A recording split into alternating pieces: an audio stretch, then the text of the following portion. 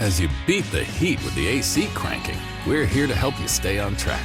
When you visit a racetrack, it's not just about filling up your gas tank, it's about re-energizing yourself. For 90 years, we've been a neighborhood staple to help make life's little moments special. No matter where your travels take you in Atlanta, Racetrack's here for whatever gets you going. And you'll be here before you know it. We're never far away. You'll find us just off Buford Road. Racetrack, whatever gets you going.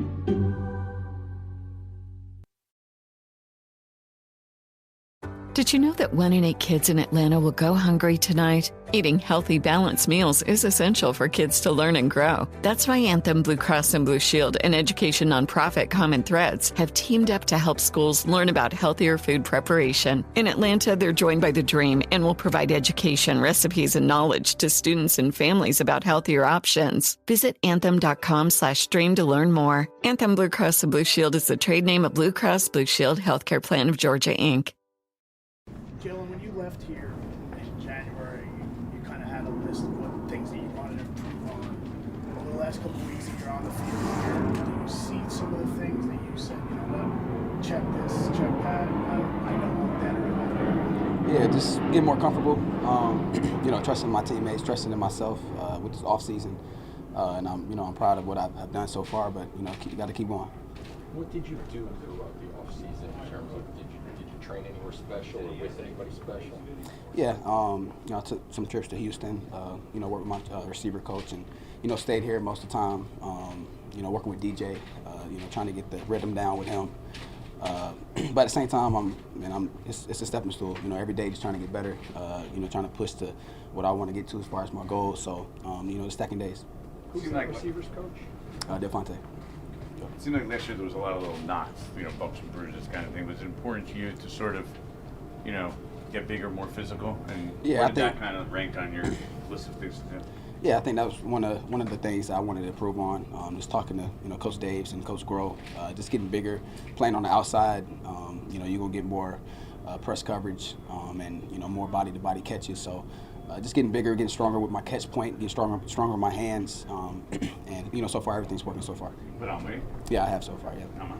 Can't say it yet. A lot. Can't say it yet. Significant? Can't say it. Can't say it. Make you slower? Nah, that speed doesn't go anywhere, man. Speed doesn't go. Coach Groh says that you flex in front of him. Yeah, I did. Once or multiple times. He always sees me when I'm in the weight room, so I'm all energetic in there, ready to go. So I'm glad to have Coach Groh as my receiver coach. Taught me a lot of things. He's been in the league for a while, knows a lot of things, and it's just a blessing to be coached by him. So is your flexing now more impressive than it would have been last year as a rookie? Oh yeah, way better. Yeah. And how does that help you? I mean, on the beach it helps you. Yeah, no, it does, but it just brings confidence. It brings confidence to myself when I'm on the field. Knowing like, man, I can do it. You know what I mean? So I think it definitely helped my confidence, helped me, improve my game, and in certain areas as far as this is a hard league, and most of your catches is gonna be body to body, and that's one thing I learned my first year. So just making that improvement for next year. Jalin, when you look at this whole unit, is there an excitement around the wide receiver corps going into this year that maybe wasn't there last year? It's a lot of excitement. Bringing in Malik Neighbors, elite guy. He's one of my good friends. Just knowing him, I talked to him before the draft, before we got him, and everything he did at LSU, man, it's elite. And when he got here, he's still the same guy. And not only that, we brought Slay back, one of our leading receivers, and still got Wandale. So for me, man, it brings confidence in that whole room. We ready to throw it, and Dave can see it. I think our receiver room, man, we're stacked, and we're ready to prove what we can do. Jalin, you set really high goals last year. I think you told us you wanted to be the offensive rookie of the year. Yep. There were obviously a lot of external factors around that. Will you still set really high goals this year? Always, man, always. New year, new opportunities, new goals. And, for me, I always set high expectations. And just looking at our team, looking at what we got, we have a good chance to do whatever we want to do. And, for goals, I just want as a team goal, we have a playoff team, and, that's what we're going to do, and that's our focus, and we're going to get there. Jill, what did you think of Malik's practice today in particular? Yeah, man, he looked good. I have no worries about him. Just seeing how he plays and, watching his film, he's going to be elite. What do you think is unique about him? I'll just say how explosive he is at his weight, the way he catches the ball, what he does after the catch, the run after catch, all of that's elite. And, when you bring that to us and to the Giants and with Coach Dave's, we can do a lot of things with him and put him everywhere. That's one thing about him. You can put him everywhere, outside, inside, slot, running back, whatever you want to do. That's the type of receiver he is, and we're going to make sure we get the ball to him. How did you already have a relationship with him? I think it's the SEC thing. I played against him, and when he was going through the draft process, he hit my phone just asking about the Giants, asking about the organization, and those are questions that I asked when I was getting drafted too as well. So he loves the team, man. He's a good guy. He just when he got here, he's already in film. He's already learning the plays, quicker than I thought. So I'm very proud of him. Very proud of what he's done so far. How did you know Malik again, and what was that relationship like before he got here? Yeah, it was just one of those things where, when we'll play LSU, we'll say, what's up, whatever it is. But, we're always so busy as far as schedule and everything. It wasn't really, anything where we're hanging out or anything. But so how did you link up then? I just knew him. No, I'm talking about this is before, we're playing. You said you talked to him before he got here, right, the draft? Yeah, talked to him. I didn't see him. Yeah, just texting. Jalin, did you like your rookie year? As far as playing, I enjoyed it. It's a blessing, to be here. But a lot of improvement to go. And we set high expectations for this team. And last year, it just wasn't what we wanted. I don't think anybody wanted that. For you though. For myself, man, I always shoot for the highest thing, man. So disappointed for my rookie year. I want to get better. What was some of the things you learned from Steve Smith, senior, last week, working with him on the side?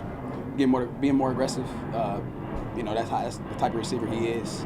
Being more aggressive at the press point. And he was teaching me a lot of little things that he has done. When he was in the league, and obviously he's one of the best receivers that played this game. So just having him out here for a couple of days and hearing what he had to say, film when he was out here on the field, man, helped me a lot. So I appreciate it. Does a guy like Malik make life easier for the other receivers in the sense that he may get the doubles and everybody else may? Oh yeah, it makes everything easy. Who you going to double? You know what I mean? You got Leak on one side, you got myself on the other, you got Wandell, you got Slay. That's how we're looking at it. You know what I mean? We ready to go. I think last year we didn't obviously hit our expectation, and as receivers we got to play better, and it starts this year. So. You didn't get a lot of work with Daniel Jones because of his injury last year. How is the conversation headed into this season and that chemistry? That's the biggest thing that I think myself I had to work on. Last year I didn't really spend a lot of time as far as reps with him. I started with the threes when I got here, so we kind of got reps just a little bit in training camp. Then the season hit, then he gets hurt, so we really never had that time to really learn each other. And I think this offseason is the biggest thing. I've been with him, when he was doing his rehab, staying up here with him, learning how he sees the game, what he sees on the field, and trying to come out here and execute it. So I think that's the biggest thing I want to do is to stay around him, listen to him. So when we get out there, it's comfortable. What stood out? Last one. What stood out about how he's tackled his rehab? He's probably the biggest work ethic guy that I know. He's the first guy in the building. I don't even know what time he gets here. Maybe it's 5:30. He stays here forever, and he's the last guy to leave. And that's what you want in the quarterback. When your quarterback comes in here, he's the first guy in the building. He's the last guy out. It just shows how much he respects us, how much he respects his team, and how much he wants to improve and do whatever he has to do. We have so much confidence in him, so much faith in him, and he's out there, throwing in 7-on-7s, and he looks good. So we can't wait to have him back in team activities and for training camp. I can't wait. We're all gonna be excited.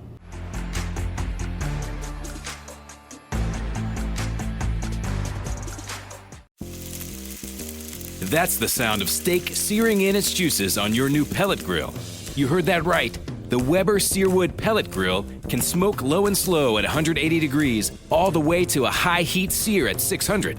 With the Weber Searwood, you can cook on the direct flame over the full grate sear zone. You'll hear the gasp of amazement from friends and family when you serve the food. Cooking with the Weber Searwood Pellet Grill just sounds delicious and tastes even better. Cocoa Beach, Orlando's closest beach, is also Florida's coolest beach. Bring your surfboard. Cocoa Beach is the surf capital of the East Coast, and we have the surf shops to prove it. Plus coffee shops, beachside bars, and restaurants. Wide open beaches make way for beach volleyball, cruiser bikes, kite surfing, shell seeking, surf fishing, and more. It's legendary. Plan your getaway from the everyday by checking out legendarycocobeach.com on Florida's Space Coast.